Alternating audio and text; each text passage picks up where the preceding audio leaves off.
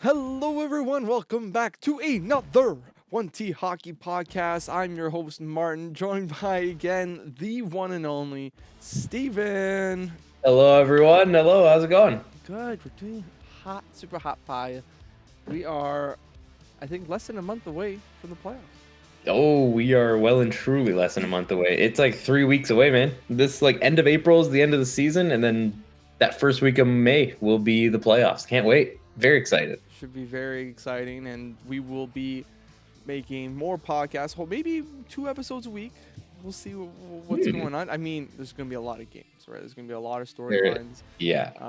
It's going to be, if not more, newsworthy than it is right now. Right now, it's a little slow, so we can keep it at a 1 episode pace Yeah. a week. I like that. So, Steven, what did we miss last episode that we think we really messed up on? Yeah, we forgot to mention about the passing of Eugene Melnyk. Yeah. So condolences to his family and friends and everyone who was close to him who knew him. The Sens organization, obviously, it's a huge loss for them. He passed away on March 28th at the age of 62 from end-stage liver failure. It's very sad. I mean, obviously, the family kept it quiet, which is good. And a lot of people respected the family's privacy in the time. So, like the announcement of his death it did come as a shock, at least to me. But like, just even like, I guess a bit on his legacy. He saved that team from like moving away from Ottawa. Like, I forgot what year he purchased the team, but he did save them from leaving Ottawa. So he kept them in Canada, which is huge, and in the nation's capital. I think they deserve to have a team.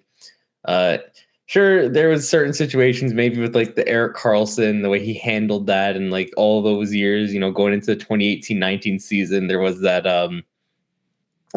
video that they did before the season with like he sat down with him and Mark Borowiecki, and they were just talking about like the state of the team, and Borowiecki was saying how great it was to be on the team, and kind of became a bit of a meme. So there's the good moments, there's the bad moments in Melnyk, but yeah, I think everyone's going to remember him for the good things, and yeah, for what he did for Ottawa and keeping that team around, and just making sure they didn't leave that city.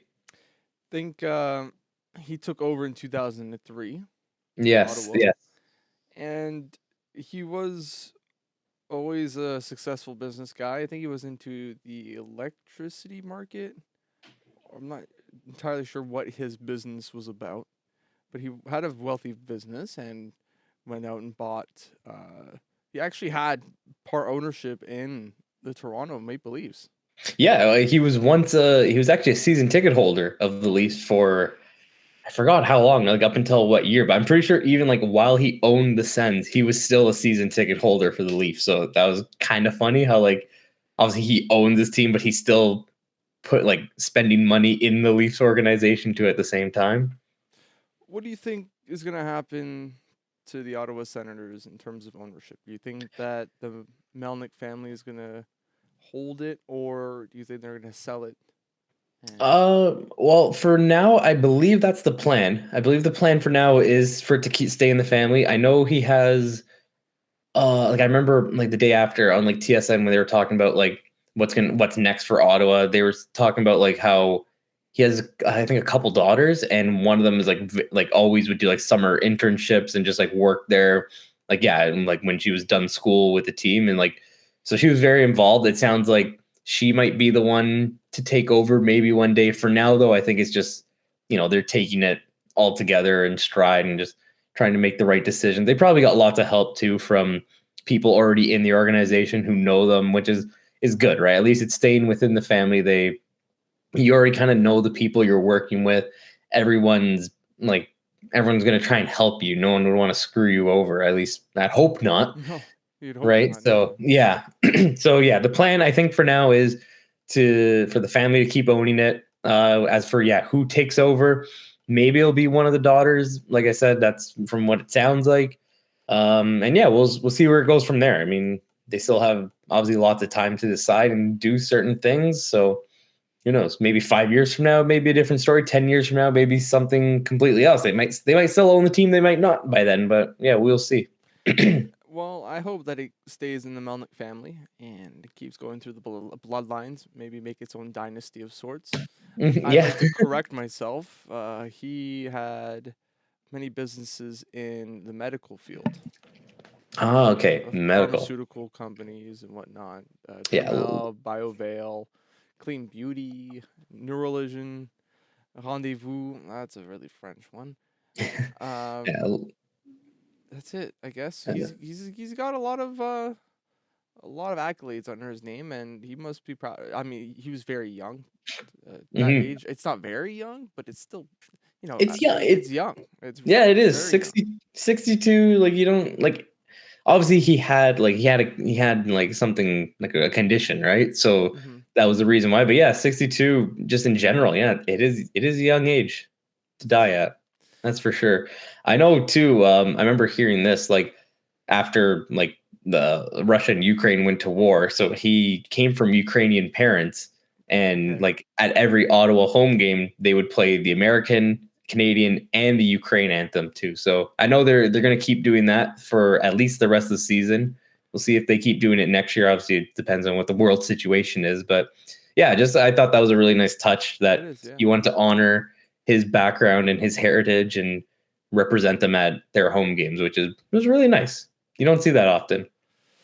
Well, I think that's it for this segment. All the best to the family, and hopefully they can make the best of it. Yeah, rest in peace, Eugene. Rest in peace. You did a lot for the city, and yeah, people will miss you. That's for sure. Doesn't mean you didn't succeed that you didn't try. This guy Exactly. tried to make this work in Ottawa. Was maybe close to moving the team to more downtown Ottawa, but Yeah. never came Well, through yet. I guess yeah. I guess that's the next step for the family to try and secure like a downtown stadium and put them in a better location to make people actually want to go to Sens games, right? Yeah, personally, as someone that lives time to time in Ottawa, I feel like the area that the arena is in isn't a terrible location. The part of the traffic, first of all, in Ottawa is not the greatest. You have the 417, I think it's called, and I should know that better, but 417 goes right through Ottawa. There's not a lot of space in Ottawa. Throwing an arena there is not gonna make sense. I like the spot that it's in right now. They just need better public transportation, Mhm. just going to it and out. Buses, maybe a metro link that would go directly to the game, to Oh the yeah. Ottawa Senators arena. That could bring in more people. I like the location. It's very central to the Ottawa area, which is a bit sparse, but you still have, you nearly a million people living downtown Ottawa. Yeah. Around that, you maybe got another 500,000, if not less. Hmm. So I think it's a good middle ground. Of course, that'll be their decision to what they do next. But best of luck. That's it. Yep, for sure. Going to an Ottawa Senators news. This happened last week. We, didn't make a video then, but we're talking about the Gallagher versus Stutzle uh, controversy slash conversation going on. Gallagher came out the other day talking about how Stutzle did some embellishing for a hit that he took on Nick Suzuki. I can show you the clip right now, but Steven, if you want to tell us a little bit more about it. Yeah, well, I actually haven't seen the hit, believe it or not. I've just Okay, seen the quotes, so I actually want to watch this first as sure. well. I've got it on as well right now. You might get an ad playing first, unless you have an ad blocker, then you're good. Oh, you're good. Look at that. I This guy's support prepared. support ad blocking. So there's a scrum right afterwards. Travis Yeah, Hamonic, as you'd expect. being the $3 million defenseman he is, Hmm. defending his star player. So, okay, like the hit obviously wasn't the prettiest. It wasn't clean. Why did he have his leg up though? Why? What do you mean? Why do you have his leg up? So he before even the hit happens. Yeah. Well, he's trying to avoid him. He sees him coming. and he's already passed him. Like he sees that he's skating past him already. That you can see there, it's just the knee gets caught. It wasn't intentional. He makes Excuse me. contact first with his stick, Yes, yeah, I not know. his knee. No, I know. I'm saying the knee contact wasn't intentional, and like that was, it's very clear there that Suzuki's going for the body, and then just Stutzle was so quick that he got past Suzuki, and Suzuki couldn't adjust his hit. Like he already had the momentum going in at that angle, Right. so it just happened. As for like with Gallagher's comments now about Stutzle staying down and then getting up and being like basically good to go on like the ensuing power play and just like looking like everything was fine after staying down. I mean, it's weird because now that I know it was a knee on knee hit, like yeah, that those do hurt. Like you can't just get up right away from a knee collision. Like you do need to take time because like knee injuries are very serious, and like you see hits like that often do result in injury. So the fact that Stutzle was able to actually get up and be okay was fine. But at the same time, I do get what Gallagher was saying, like his quote. I can read it out here. When I was 10 years old, our coach had a rule: if you lay on the ice and the trainers or the coach had to come on the ice to get you, you're too hurt to play a minimum 3 shifts. So I get that. Like it's a good rule to have, especially at a kid level, because it basically teaches kids that like if you are actually hurt, then yeah, you stay down and be hurt. But if you're faking an injury, don't do that, and you're gonna be punished a little bit for it because like you made everyone think you were injured, and now you're saying you're good to go in the game. It's like no, we got to keep you out for precautionary reasons because what if you actually aren't faking it? But it's so weird. So at that level, I get it. At the National Hockey League level, though, it's one of those things where again, like, yeah, I get it. Like, a player should just get up right away. And a guy like Gallagher is perfect at that. He's a perfect example. Like, he's such a tough player, especially for his size and like everything, right? Like, he can get up right away. He can handle other guys throwing their weight at him. He's a tough guy, like I said. So obviously, you just got different players coming from different backgrounds. I'm sure that's probably playing into it as well. I don't know. You got anything to add on that? Well, Brendan Gallagher has a lot of experience, as you said. He's one guy that's been through thick and thin. He's gone through a lot of injuries himself. He knows he's a hockey player himself, right? He sees the play and he says, okay, the guy's not injured. That's a 50-50 call. He probably has a better call than us. So I give more 50% to him, and then we can call it 30-70 Mm-hmm. to whether or not we're right or wrong. Although that hit all around did not look that great. And the way he took it, there's a scrum after the play. So what do you expect him to do? He's not gonna be up and going to the bench, right? He's gonna be chilling in the ice, relaxing, trying to compose himself after this hit that wasn't really what he was expecting. I think he was expecting maybe a hit because he Mm-hmm. does turn his back to him, and then he takes it, but he caught more of the leg, and of course you can see already in his face he's not in a good spot. He's laying on Yeah. the floor. So then there's the comment from Tim Stutzle responding to Brendan Gallagher, in which he basically said that like it could go both ways, right? He says he's a great player. Played against him for 2 or 3 years now. Oh, that's Gallagher saying that. Sorry. Stutzle says everyone has their own opinion. They can say what they want. I have my own opinion too. And what is he gonna say? But in the end, I respect him as a player. He's a veteran. That's all I'm gonna say about it. Yeah. He also told reporters that Suzuki apologized to him for the hit. Um, he says that he quoted saying that he didn't think it was intentional, and Suzuki talked to him on the draw and said he was sorry. So did he come back? He came back in the game. He had Yeah. to Like be able to go to the draw. yeah, he totally, he like played like the next shift from what it sounds like. Even like going back to Gallagher's comments here. So yeah, it was about how like just he's done it. And the thing is with Gallagher, the reason why he brought it up, he didn't just bring it up because it happened this one time. If like reading more of his quote, he said like he's played like they've played against the Sens like at least like a dozen times, especially last year, right? They probably played each other like 9 times or 10 times because of the North Division.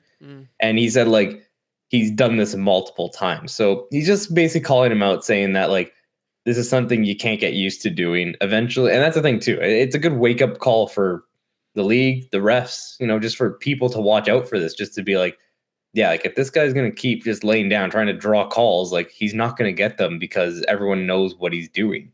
So he's basically just saying like, we're role models. There's kids watching, and that someone's got to like tell him like he's got to smarten up, and just it's not a good look. And these are all like direct quotes from Gallagher too, saying that it's not a good look. Very talented player, very good player. He needs to just stop laying on the ice. It's embarrassing.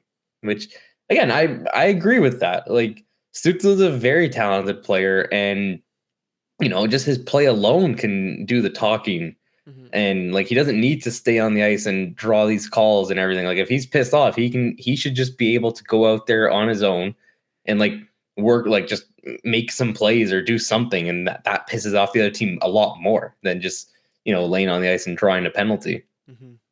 So do you think Tim Stutzle's trying to cover it up a little bit, just saying like well, I think also he realizes here that he's the young player, he's only the sophomore, he's in a bit of a scuffle here with a guy who's been around for 10 years. So I think he realizes his place, and he's kind of just maybe, I am kind of seeing it a different way now. He is kind of taking the high road and just saying that, what, I like, he is at the same time saying though, like, I'm a bit in the wrong in a way.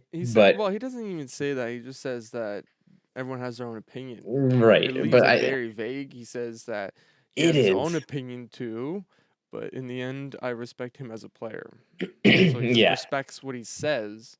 Doesn't mean he will abide to what he says, and doesn't even say that he doesn't agree or say that he, goes out of his way to be an embellishing type of player. Doesn't he doesn't say, "Oh yeah, I go every game, try to get a major penalty for our team, give us the power play." Yeah, exactly. No one says that. No one plays that way. No, right? You have a target on your back, bro. You never get called a penalty ever. Dude, yeah, your own team wouldn't like you if that's the way you played. They'd be like, we want you to actually play hockey and help us score goals and win games.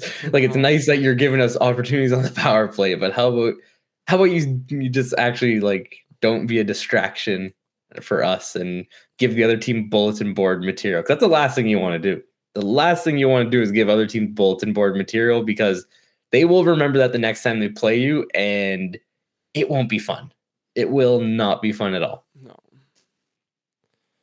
Most teams have at least a grinder on their team, and that guy will probably destroy you. Yeah. Oh, yeah. Exactly. Will not care. Okay, so talking about not caring, Evgeny Malkin to Mark Borowiecki. Did we not just talk about him too? I brought him up because of the 2018-19 interview with Melnyk about just the state of the team and how everything was okay, even though they were clearly going into a rebuild. And that's when I think Matt Duchene was there, right? Yeah. Yes, that was. Well, he got traded that year. Yeah, yes. He talked shit with Brady Tkachuk in the taxi. In the Uber. Yes. And then like, I just remember like there was the next day, like there was at the Sens game, like around like the like there's those digital like rings around like the separating like the 100 and 200 level, like there's those digital screens or whatever. Yes. I remember that just had like it was just an Uber ad on it, and it was just like, oh, Ottawa. I don't know if you should continue that partnership with them. Not a good look. No. No, yeah, I totally forgot about the Duchene in the Uber ride. Oh man, yeah, that was something. Him, he would have a better, more mature view of things. Maybe not be. I think it was Duchene? Yeah, being a part of that. I thought he would be.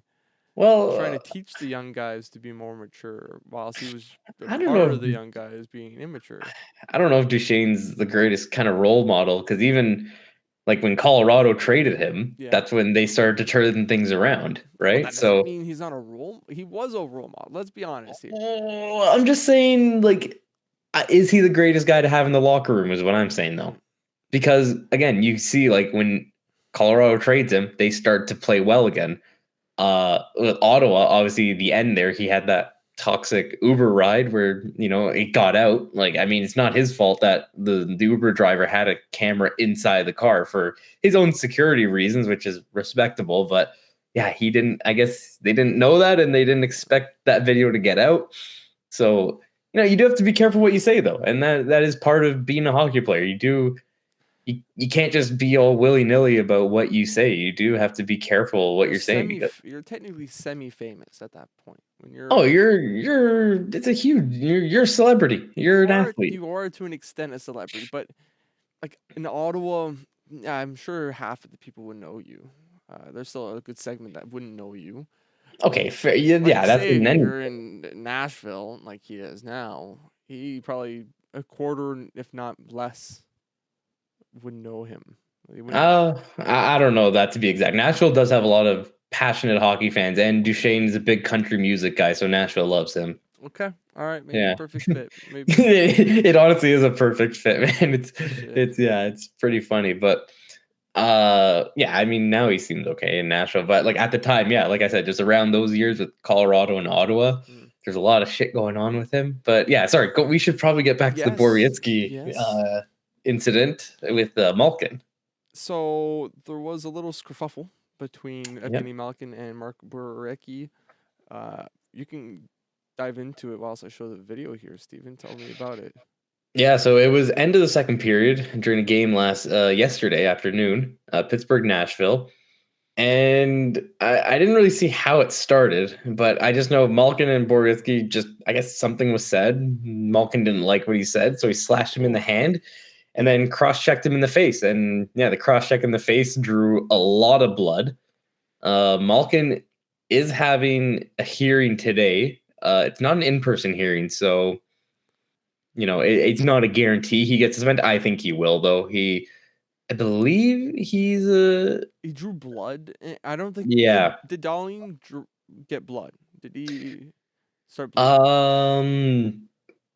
I don't know, but that is what this article is comparing it to. It says Mathews was given a 2-game suspension for a similar play that took place in the Heritage Classic when he cross-checked Darlene in the face. So, I mean, again, the NHL already set that precedent that a cross-check in the face will get you 2 games.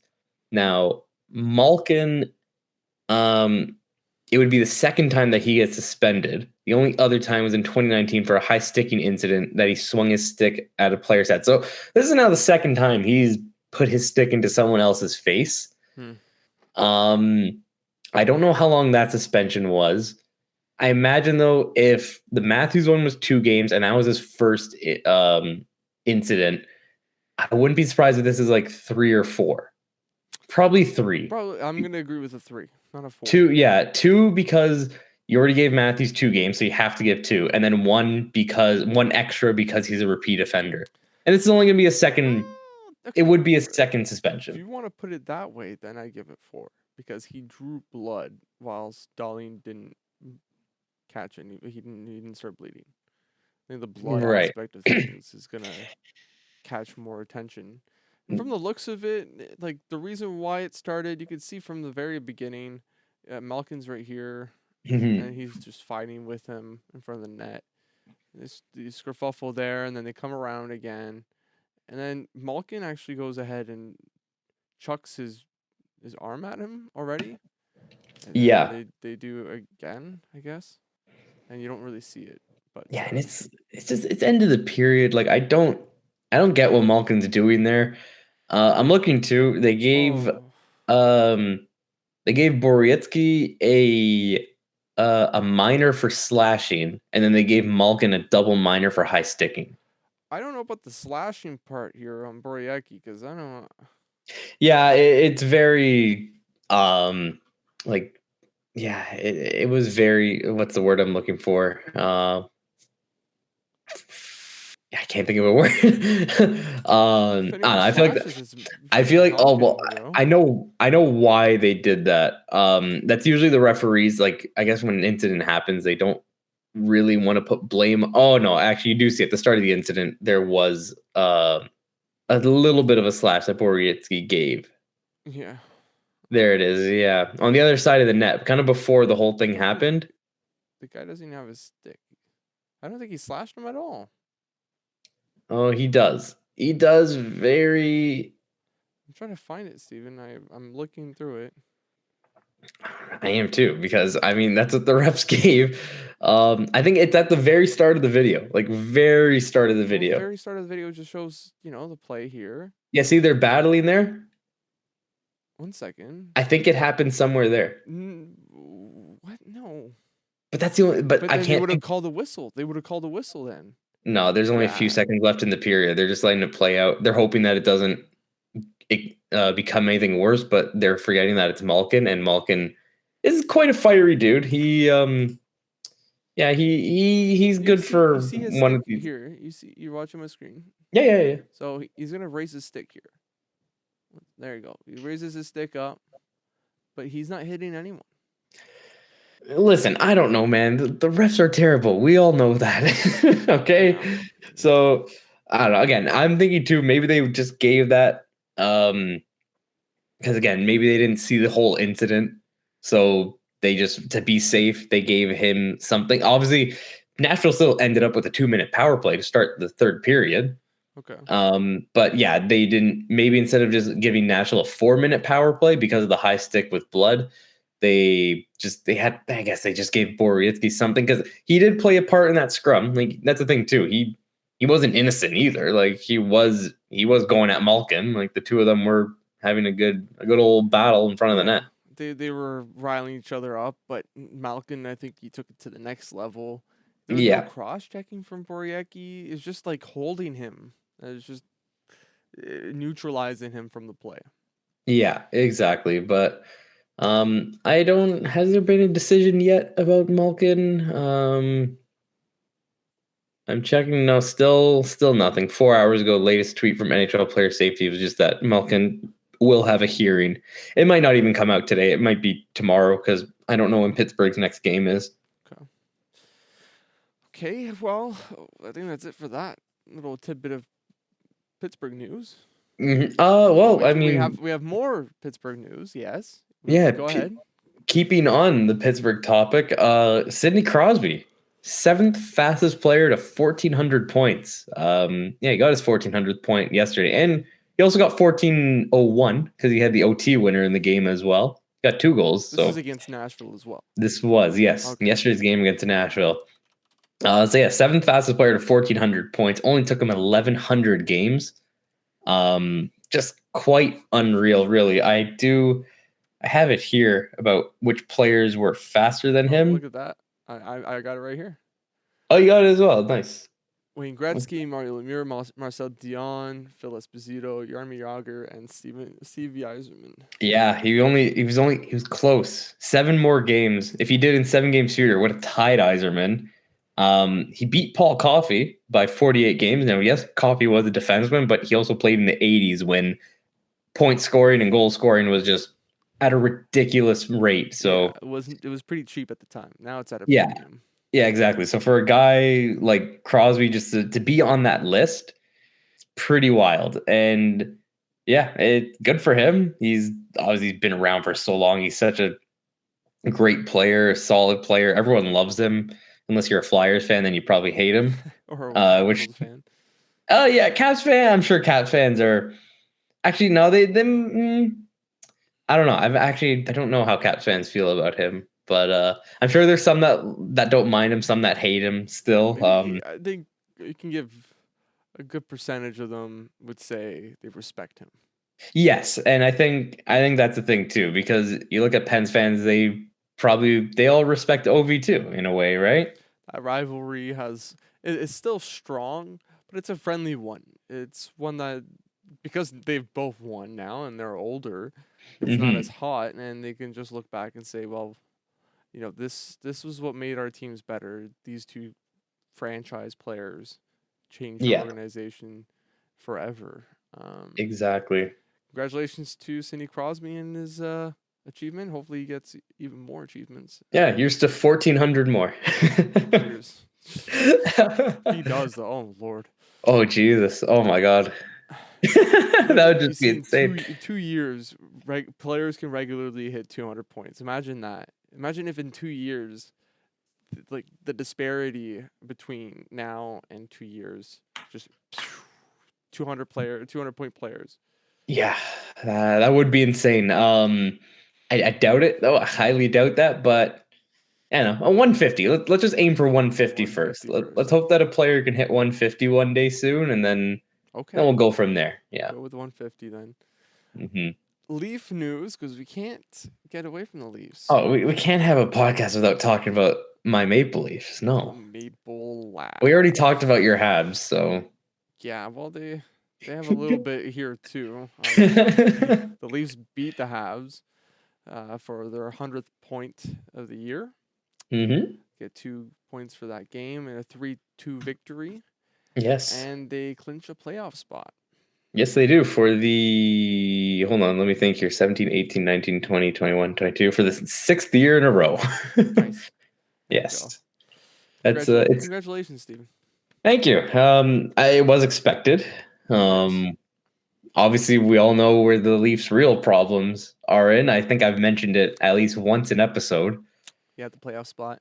Yep, it's all about round one. It's all about the postseason. Yeah. So if they can win 4 games, at least 4 games, then I think everyone will be happy. Then the talk will just end about this first round. Oh, can't get by the first round. It's a barrier. It's a wall that they can't climb over. I just want it to end, man. I'm just sick and tired of turning on the TV and that's all they talk about when they talk about the Leafs. Like I want them to move on. I want them to do this so that they can free us all. Free us all, hockey gods, please. Yes. Yes, please. Even like you're probably sick and tired of hearing it too, I bet. Or are you loving it? You're probably one. I like seeing crazy people be crazy. I like seeing the Leaf fans go crazy. It's something that. Of course, you love chaos. I love seeing when Steve Dangle comes on, has his HF or his HFR. He has his LFR video. Yeah. Especially after a bad game, I always go watch it. I always have. Oh yeah, dude. Every single time. Oh, the bad ones are like probably my favorite ones to watch, just because it's like it's very raw emotion from him, especially. The playoffs is when it's at the best, and then I win the first round, and I get to see Steve Dangle get mad. That's a win-win situation right there. I can't go wrong with that. I would look even if the Leafs pass the first round. They don't, then I still have a good treat out of Steve Dangle. It's a good point. You're not wrong. Plus, last year too, you even had the bonus of him watching Habs games for the rest of the playoffs. So he was just all Habs after that. I think he did take a break for Winnipeg. Yeah. They started it against Vegas. Vegas were midway through Winnipeg. I'm not. Yeah, I'm not sure. It was one of those things, but yeah. Nonetheless, talking about him, it's gonna have something to do with the next segment. Talking about the Leafs. Mathews scoring 50 goals in his last 50 games. 51 in his last 50, actually. Sorry, he scored 2 in the game. In last 50 games. Now, mind you, the last 50 games. So it's not the start of the year to now. No one's saying that. No, it's his last 50 games. Yes. Now, should I show him the clip, Steven? If you want, is it gonna get like copyright striked or something? Or? Copyright strike me all you want, Steven. I don't care. And when I mean it's Steve Dangle, ladies and gentlemen, we're gonna be showing you guys a clip from him. He went absolutely mad about this game. There you go, Matt. I think he even made a short. Yeah, he made a short about it too. Oh Lord. They win a pretty convincing game. It was 3-2. They sealed it, I think, in the second period, right? Tavares getting his third goal. Yes, The third goal of the game there. And then I don't know if the Habs scored in that period or the third. I'm checking right now. I believe the Leafs just shut it down in the third. It was a 0-0 third period. So that's a hell of a game. That's what you want to see. Like, or that's what, not you, but that's what I want to see, and what other Leaf fans want to see, right? They want to be able to hang on to the lead and just shut it down, and not like just play playoff hockey. And the Habs are gonna play playoff hockey. Sorry, I keep going. You can play the video. I didn't mean to play it. Just okay. Yeah. Yeah, no, that's like the type of hockey you want to see the Leafs play at this point of the season, especially against a team like the Habs who they just want to play spoiler and prevent the Leafs from clinching when they can, and just beat the Leafs because it feels good. It feels good to beat your rival. Yeah, exactly. So yeah, no, that was really good to see the Leafs just hang on, shut her down. Shelgren played great. No complaints from his side. He made big saves when he needed to. You think it'd be a different result if Jake Allen stayed in the game, because he did get injured during the course of the game? Yeah, it was that. Yeah, obviously that did suck for them. Obviously, for Montembeault to go in right away and like one of the first shots he sees is a goal against, so it didn't help. No. If Allen stays in that game, who knows? Could be completely different. Could have been 2-2 going to overtime. We don't know. Right, we don't know. It could have been 5-2 Leafs win. Like Mathews could have hit 60 goals in that game. We don't know. You're right. Yeah, but the should have, would have, could have is one thing, but we can only take what happened in real life, and yeah. Okay. You're gonna make me cry. Let's go look at what Steve Dangle has to say about the 50 and 50. Let's go. Bro, let's say you signed up for Twitter 72 days ago, okay? And over those 72 days, you've sent 58 unhinged tweets. However, over the last 50 days, you've sent 50 unhinged tweets. There's information. I've given you information. All right, now let me ask you a question based on that information. Over the last 50 days... how many unhinged tweets have you sent? Do you realize Auston Mathews has 50 goals? Well, actually, he has 51. Auston Mathews has 51 goals over his last 50 games, whether you fill your diaper or not. This isn't a matter of opinion.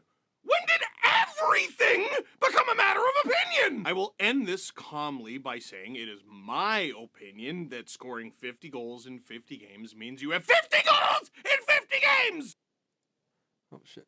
Well, that's it for that clip. Mm-hmm.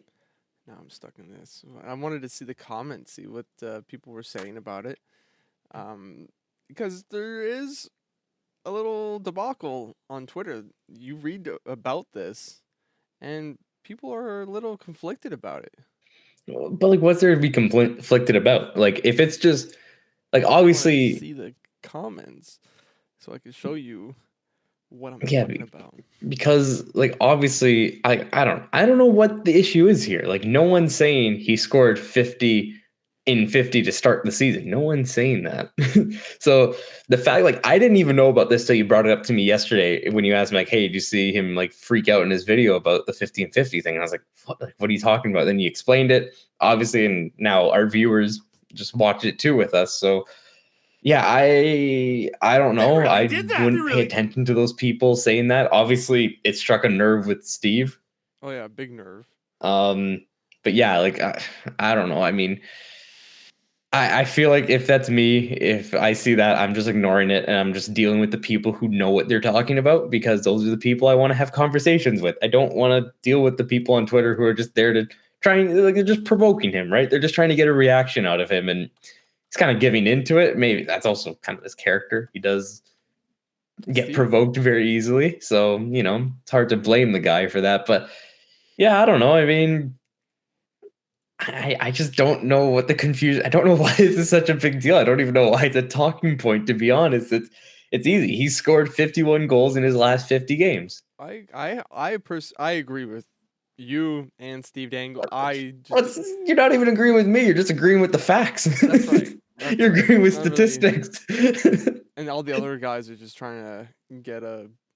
Yeah, they're just trying to piss him off. Yeah, they're just trying to piss him off because they like seeing, like you said, you like to see Steve Dangle when the Leafs lose in the playoffs because it's fun to see him get upset. Yes. That's what these people are doing. They're getting him upset because they like to see him upset. And it is pretty funny to see him upset. I'll even admit, as a Leafs fan, I love his pissed off videos because it's just like, I don't know, I guess the way I view things with the Leafs, at least, like you can actually ask some of my friends. They say like, I'm a more like I look at the Leafs from a more like level perspective. Like when they were bad, I knew they were bad. And I wasn't saying like, oh, they're gonna make the playoffs this year and all that stuff. I was like, they got a bad team. We'll be lucky to be like outside the bottom 5 this year.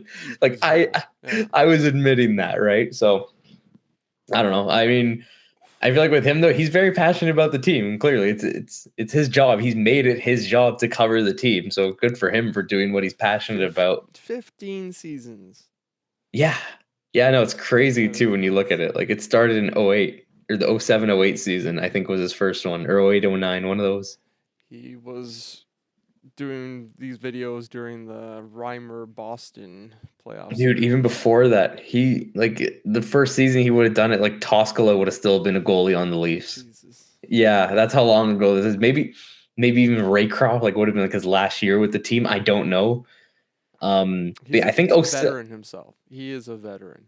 Yeah, oh yeah, he's been around the like. Think about it, dude. He was on YouTube like shortly after it became a thing. Like, wow, it would have been like what 5 years after YouTube was just created. Like YouTube was what 2004, I think. Now you're going into territory which I don't know. Okay, well, you don't have to. I guess yeah, you're searching it up. I think it was 2004. 2005. It was 2005. Okay, close enough. February 14th. 4 days before my birthday. Oh wow! Hey, did you look at? Well, it was on Valentine's Day, so what a day to release. Very lovely. Yes. Wow, full of love and greed. Any other news from the Leaf game, perhaps, or the Leafs in general? Well, yeah, there's just some news actually I saw right before we started recording here. Some news out of Leafs land. Muzzin will be out against the Sabres tomorrow night. That is Tuesday, April the 12th. Okay. It's an undisclosed injury. Apparently, it has nothing to do with the concussion that kept him out for 2 months before this. So let's hope everything's okay. Just not 100%. So let's hope it's just something he tweaked maybe in the game against Montreal, and he just needs to sit out for a bit and take a rest. Supposedly, him and Campbell are less than 100%. Campbell as well, eh? I didn't see we'll have the start versus Walgren, sorry. Well, again, I mean, that's fine. Again, the Leafs, they've clinched, so you got nothing to worry about. Oh, you are jockeying for position. Like right now, they are sitting in second in the division, 4 points up on Tampa. So you do have that buffer space. Okay. But again, though, you don't want to be too comfortable. But yeah, they're in a good position. They can afford to sit Campbell one game if he's not feeling great. Källgren's been playing great as well. We haven't seen Källgren play against the Sabres either, so maybe just a different goalie being in net against this team can help them win. Actually, the only win that they've had against Buffalo this season was with Joseph Woll in net, and that was back in November or December. So the odds might be for you in this game. Yeah, exactly, man. I'm not sure they already are. Yeah, they should be. Oh yeah, they really are, but people look at these games like, okay, there's a 50-50 chance they blow it. Oh, there's always a 50-50 chance when the Leafs are skating. Yeah, it really is. They've been putting their odds in their favor this year, and excited to see what happens in the playoffs. Is there one more thing you want to talk about? Yeah, so another news on the injury front. This one, now, it was announced that he was going to be out. I remember at trade deadline when Sandin was out, they also announced Andre Kase would be out. But now more news today, because I have been wondering too, just like what's his status? Like, when's he going to be back? How's he doing? Well, apparently he's still not good. He's been diagnosed with a concussion, so they officially know what it is, which I kind of always figured it was that. And he's out indefinitely. So that really sucked because he's a guy, like when he's in the lineup, he works so hard. He plays every shift like it's going to be his last shift, which is a great thing. But I think that's also where that might be what's causing him so many injuries. He's playing too hard and he puts himself in these situations that like he doesn't want to be in, or he puts himself in spots where he's just vulnerable because he's not really paying attention to the play 100%. But yeah, it does suck because he's a guy, like I said, when he's playing, he plays every shift like it's his last shift, and he looks great. Yeah, that one, that wasn't even Duchesne's fault, man. Like he just skated into him. He didn't see him. He didn't look up. Yeah, so it was very unfortunate, and like he had multiple ones of that too. I remember there was a game against Calgary where like Zadorov hit him in the head. Again, just like another one where like a clean hit, just he just doesn't see the guy coming. It So doesn't even seem that hard of a hit, though. it, well, It it's really doesn't. yeah, it's weird. It's so weird because like especially in that case, I forgot that Duchesne. It was like a reverse check. Like Duchesne just kind of was shielding the puck and. Of sorts, yeah. It just feels like a little bump.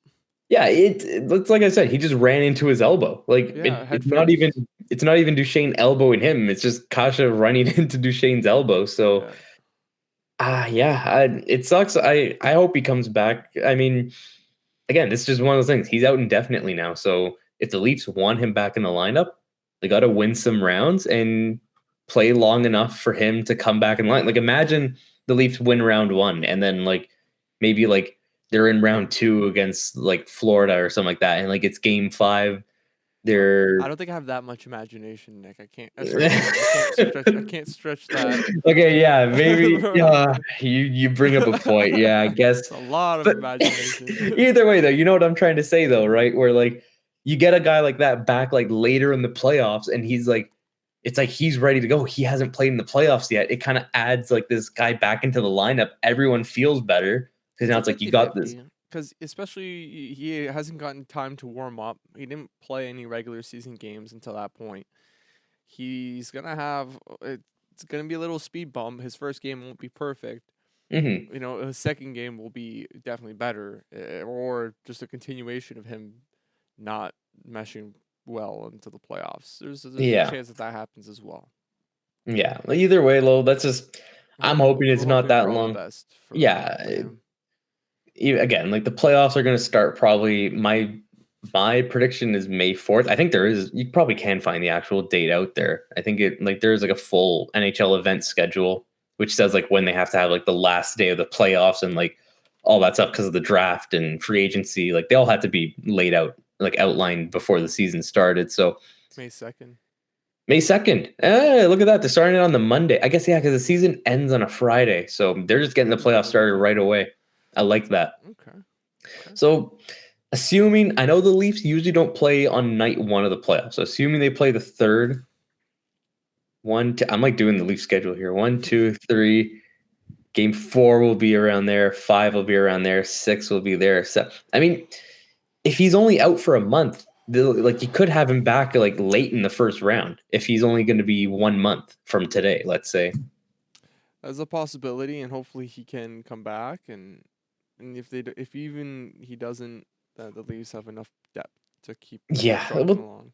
Man, and that was another thing too. Part of like when I was like wondering, like like I want him to come back, but like where will he fit in? Because they just like there's so many guys right now on the team that are playing well. That's like, who do you take out? Like that's right. That's fair.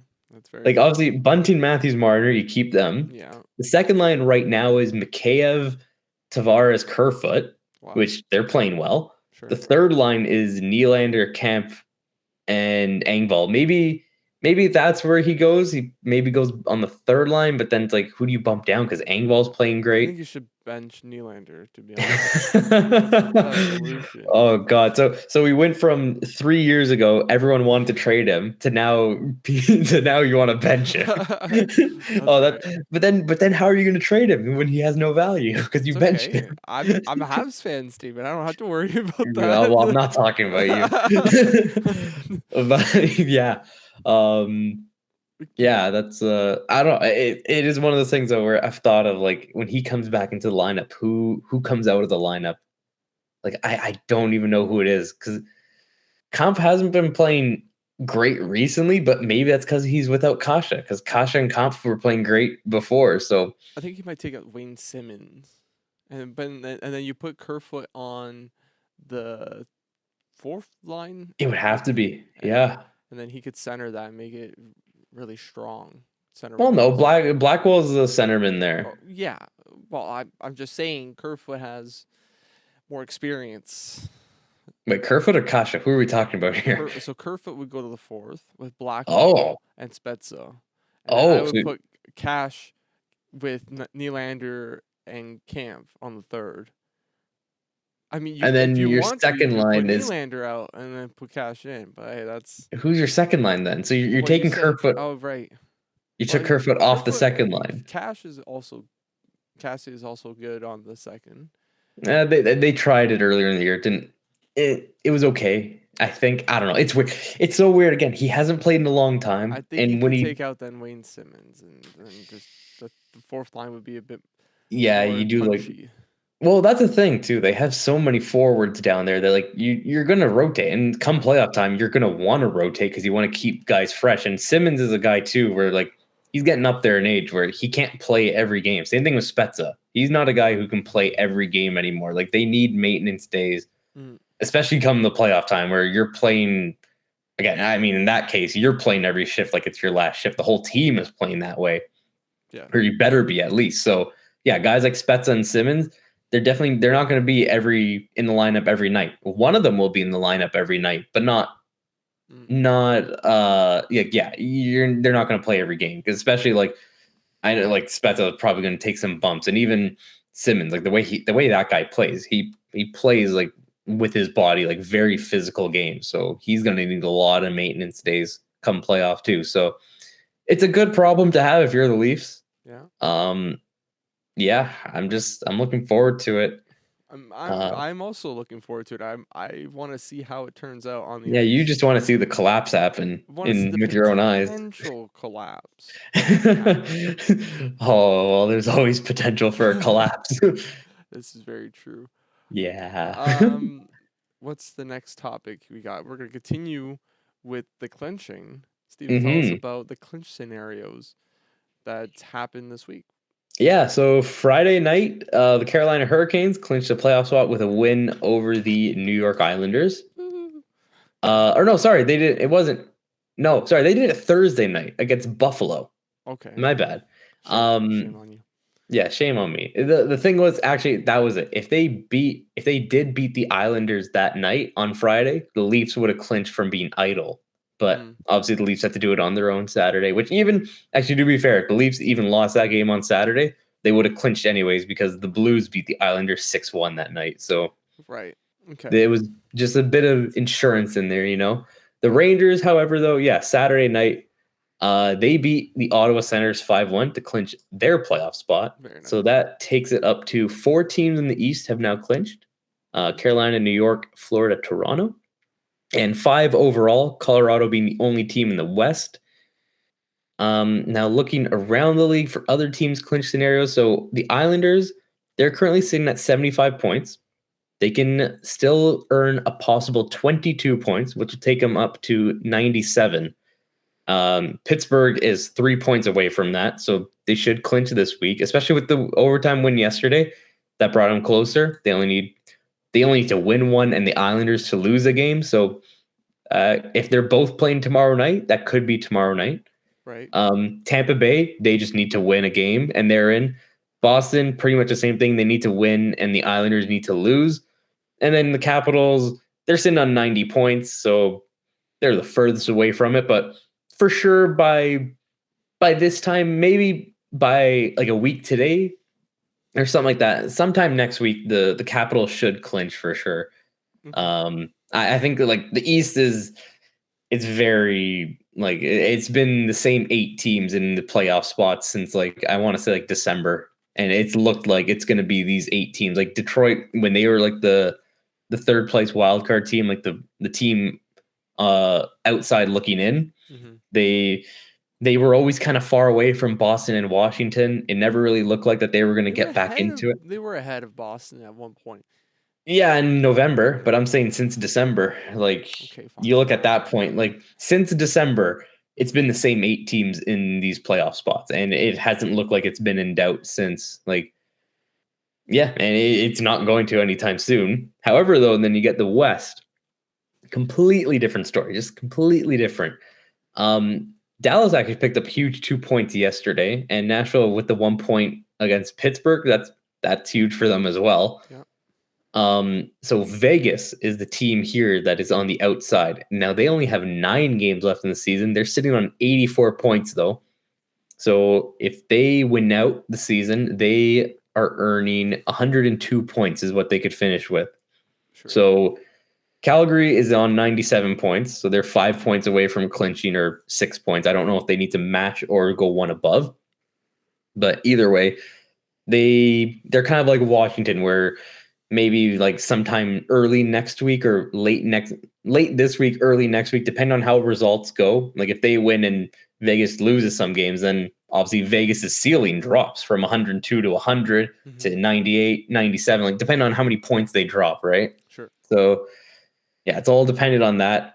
Calgary, like I said, right now though, being the closest one to that clinching scenario in the West. Minnesota, St. Louis, both on 94, so they only need about 8 or 9 points. Edmonton on 90 points, Nashville on 87, LA and Dallas on 86, and then Vegas 84.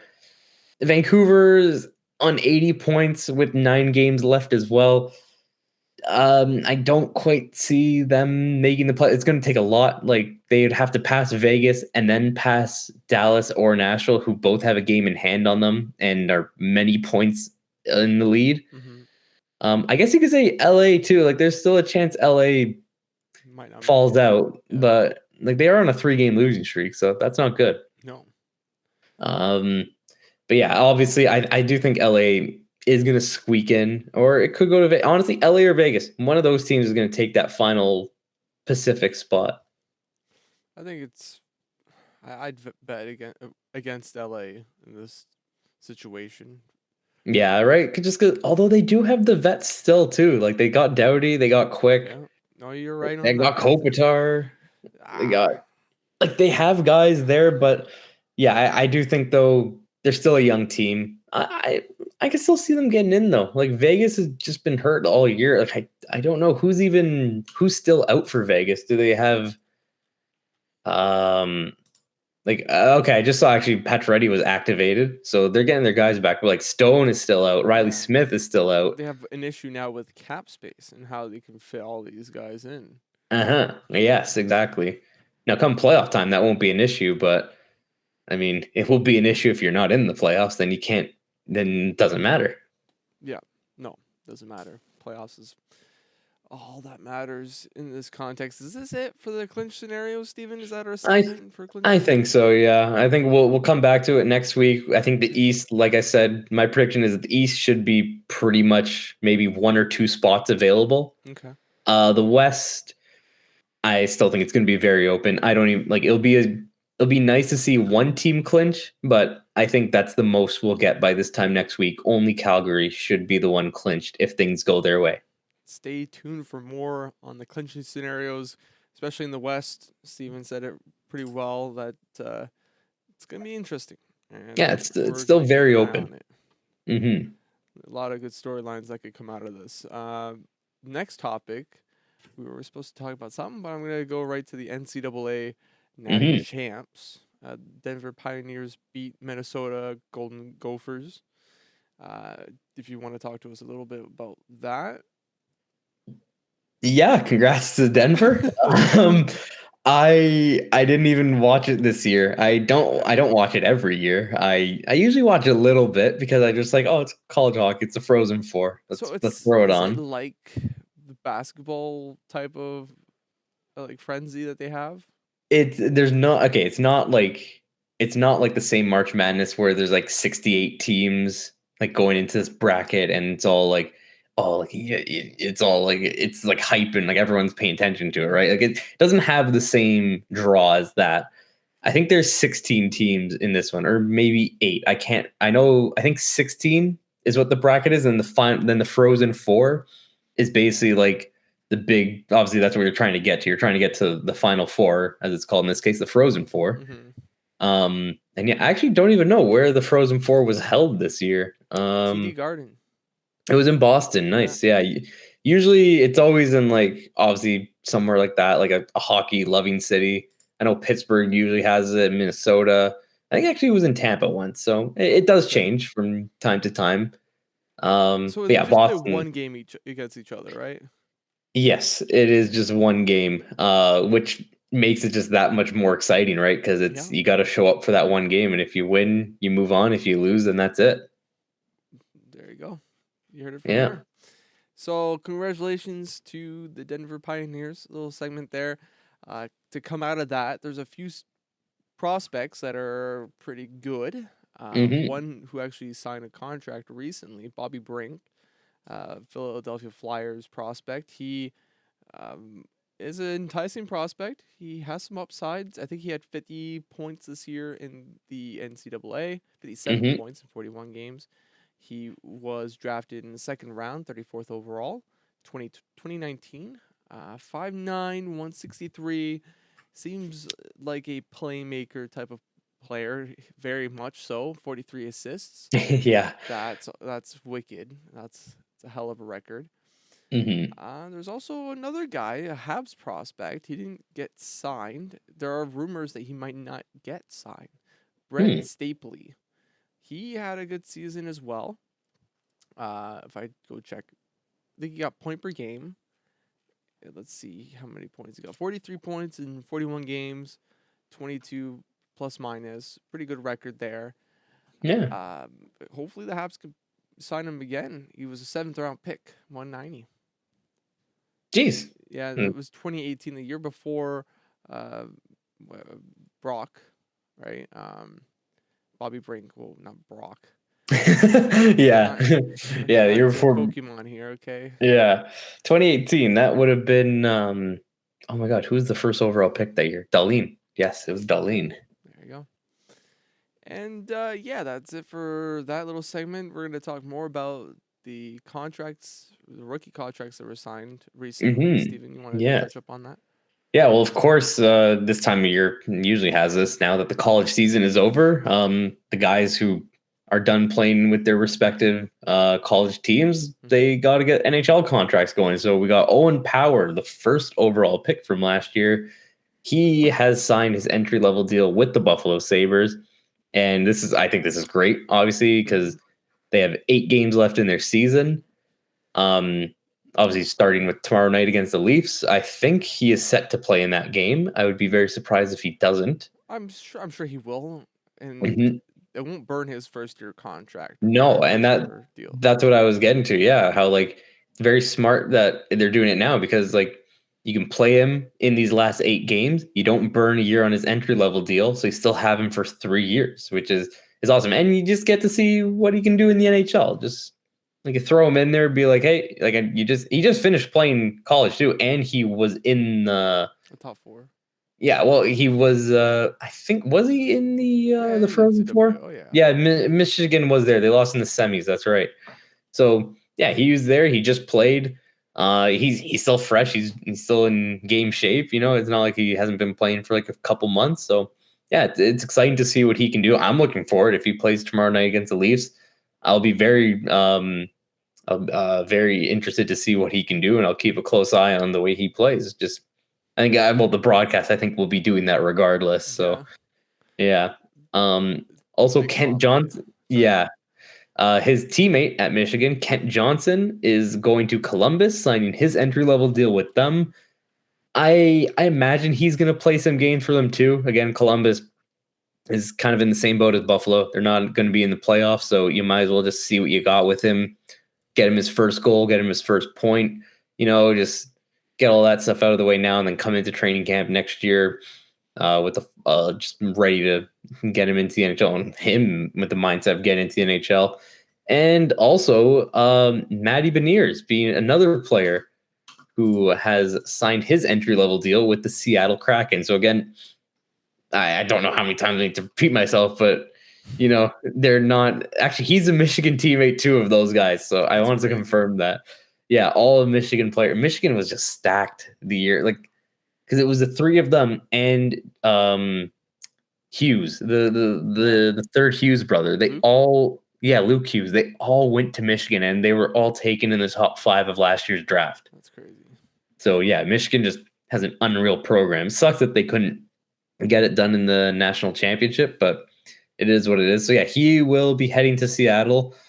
Again, I imagine he's going to play some games down the stretch here too, just see what they got. And yeah, good luck to all those young guns, and you know, make their mark on the NHL. And they're the future of the league. So yeah, let's see what they got and let's see what they can do. There you go. You heard it Yeah. from us. And our last segment, 3 stars of the week. This is for last week, right? Of course. Yes, this is the week of April 4th to 10th. So the one that just finished. There you go. Who are the 3 stars of this week, Steven? All right. Well, should I start third star first? Yeah. Yeah. I'll do it like. Should I do even like I'm at the game and no, I don't want to. I'll do it. Okay. Your third star of the week in the National Hockey League from the Florida Panthers, Jonathan Huberdeau. Yeah. Jonathan Huberdeau played 3 games last week and notched 3 goals with 4 assists for a total of 7 points. There you go. Your second star of the week from the Washington Capitals, John Carlson. Yeah, let's go. John Carlson also played in 3 games last week, notching 3 goals and 5 assists for a total of 8 points. And your first star of the week from your Toronto Maple Leafs, number 34, Auston Mathews. Hey. Auston Mathews played in 4 games last week, notching 7 goals, including a hat trick in Tampa Bay, and 4 assists for a total of 11 points. He also broke the single season franchise record for the Maple Leafs for most goals in the season, and is 2 away from 60 goals, which he should hit this week. And if he doesn't, I'll be very upset. Well, you heard it from Steven right there. Thank you, Steven, for the announcements. Yeah, give me a rating in the comments, guys. Round of Between applause down in the comments, please. Thank you. Or else we will find you. Oh God. Yeah, let me know if that's a thing we should do more. We should find them. No, God, no. We should not. Definitely. We should not find our commenters. They're all good people, I assume. So, yeah, if we do find them, we'll find them just to like give them a gift or something. Something nice. Ding dong, trick or treat. Well, ladies and gentlemen, that was it for this episode. Leave a like, subscribe, let us know what you thought of these news podcasts. That was terrible. Yeah, let us know what you thought of the news. The news. It's botched. Okay, bye guys. See you later. Take it easy.